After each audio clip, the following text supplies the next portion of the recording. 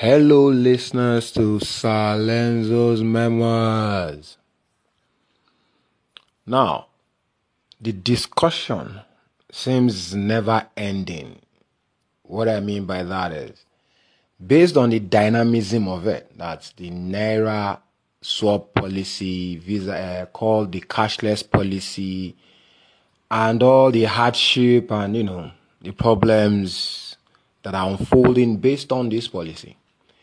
Now, one thing is clear, and I just want to sort of like do a quick recap of who my chairman, President Muhammadu Buhari, is. You see, he's mad, stark raving mad. Not that I insult him, but really, madness is actually an action. It's an act. It's not a thought. You can say someone is mad just for saying his mad sake, but if you really look at my chairman, he has been consistently mad. He does not waver in that regard. What I mean by this is, when he first of all came in 2015, one of the very first things we did, as per his instruction, was to collect our financial identification in the name of biometric verification number. I think that's what it is, BVN. And everybody thought it was a joke. And I remember that time, based on all this Forex, I think they used to say, inflow must flow. You can't cash it. Now, I remember when he first of all gave us the first date. Everybody was like, when the date did show, people knew that he's really not that kind of a person. But that is in the past. So when we got used to having our BVNs as, good citizens of the country, my chairman, President Buhari, still with this, his MFLA, started the Anchor Borrower program because he said from the very first day that Nigeria we will grow what we eat. People thought it was a joke. They started giving loans. Now we eat Nigerian rice. But what got us there? Buhari, as per norms, just wake up one day, he locked border. All the borders were shut. Other presidents started coming. Say, come now, don't do it like this now. He said, I'm going to see, while I jail, because of that, well, like that, go be. Till as we speak, all the borders are still not open.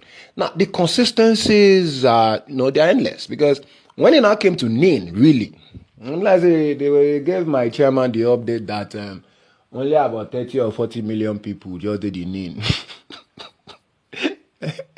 Buhari showed the matter. He just talks it by this time, me everybody don't collect NIN.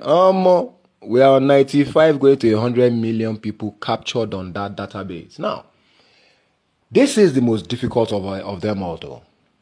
They are taking our cash away from us. Now, he has, you see, when Emefiele was saying the tent was sacrosanct, as of then, Emefiele was collecting all the courses. You see, all the witches and wizards of every denomination, every type and make in Nigeria course in father, even including me, as ignorant as I am. But by that time, my moms kept on saying one thing, though. But he works for Buhari, And as usual, my chairman just did there, they look everything, they unfold. So where Supreme Court puts mouth, he can't just give new instructions. So it can't cause many confusion. So there's a lot of, even as we are, presently as I'm doing this podcast, I have seen official, original CBN notice and fake CBN notice. We are inside the melee. Abi, what's the English that we are going to use now? We are firmly inside the drama. But please, like I said on my previous episodes, when the madness reach peak, now that time we get to calm down and start to reason solution. Every obstacle on the way, we will start to bulldoze it. Now, we are really very active and very rich when it comes to options in the digital, sphere. I'm talking about apart from bank transfers, the mobile money apps are up. Airtel has, and MTN has, and I think another company has a license too. I don't know if Glow has or so, but it's high time we look into these mobile money options so as to, carry the load away from, these banks. But as I'm talking to you, I've actually downloaded my Smart Cash, and that is an Airtel, mobile bank. And I think that of MTN is Momo or so, but please just use your Google to find out. But I'm still having one problem, though, and that is the difficulty in loading the wallet, because all these things are wallets. Now, I'm saying that I should contact an agent and say, why am I going that far? Please, the governors should, rather than, look, Buhari is a tyrant. I'm just, just saying the way I understand it. You see, that thing he says he's going to do is what he's going to do. And if you really look at all the maneuvers available, even you cannot even impeach him. He has already set up a 22-man committee to hand over. He's not looking for another time, but that sacrosanct date, someone that is taking February 10th that has passed as sacrosanct, can you imagine? Just leave the man. God don't create him. Now the original Itu Babata, the craziest Nigerian alive. I swear, God too know. No Nigerian will forget Buhari till the end. Buhari. Who no am no fear. You must no fear the man. Now spirit he be. He just talk. He talk finish. I mean, he gave a national broadcast and he proceeded to Addis Ababa on other businesses. You understand? He not gonna leave all the brainiacs and all the politicians to they do series of meetings. You understand? Supreme Court, that man, just leave on. Let us together start to look for solutions to, to ease our pains. Because last, like every other thing he has done, it is still for us. Because if you really look at it from where we are coming from in 2015, the BVN has actually helped stem the tide of all these political thieves. That's where you are hearing billions. All of them are going to court. You understand? When we had no money, Buhari built EFCC office with 12 billion that year. Channels was now, Mayokwe on Channels was now asking him, Magun, that how are they going to institutionalize EFCC? Magun said he has built a building. They said, how is a building? I mean, how can that person be on a news station? When Channels as an institution has an office that Magu has come to. And you now don't understand the fact that now Magu having an office makes it an institution. Where all these governors, where have they been going to? Is it not still the same building? When you don't even, that's the thing about governance and the lack of understanding, even by those that are meant to, share the news, spread the word. How can a reputable media house like Channels be saying that rubbish and the social media sphere saying is that, what do Nigerian use? What do you really even understand by governance? Because everybody's just calling everything by name. But it's not the day to tackle that. I'm just trying to really let you understand that this man is not new to us. He's rounding up. He has consistently been the baddest guy. Nobody badder. Original Itu Babata, the tatoni, the elede we be for this Nigeria, he go reach the Oyo, they go. Now there we do. Now solution what we find though. We should start looking for solutions. We should start being ingenious. You understand? Some people are using trade by barter. People that are using things. Let us look. It's a transaction between two people. Let's find soft ways to run it. There are ways. Yes, the banks. Yes, everything they're even getting better right now. You understand? But let's use the mobile apps. And please, I really want people to help me share because I'm having a problem with how the banks are loading the wallet. They are making it intentionally difficult. Because if I can actually send money from my account using a USSD to another account, why can I now use USSD to send it to my own wallet? Using my own BVN or my own NIN. Why is that transaction with self from the bank to self? It's a withdrawal from my bank account to my wallet. Same thing with the INERA. The banks are now, for me, intentionally frustrating it by creating some very unnecessary process. Because a phone number, our phone numbers are banks based on these mobile money apps. And you can send money to another number. You can receive money from another number. You can send to another account. I tried to send to my mom's account, but it told me I didn't have money in my wallet. And now trying to load money into my wallet is what is giving me problems. And it was exactly the same problem I had when I was trying to use the INERA. So they are not freeing us. Please. I know that a Ministry of Communication and Digital Economy should be very, very involved in this digital economy because we are going cashless. It's a digital matter. It is a digital matter, not just a financial matter. So the calls are very important because that's where the corruption can actually be.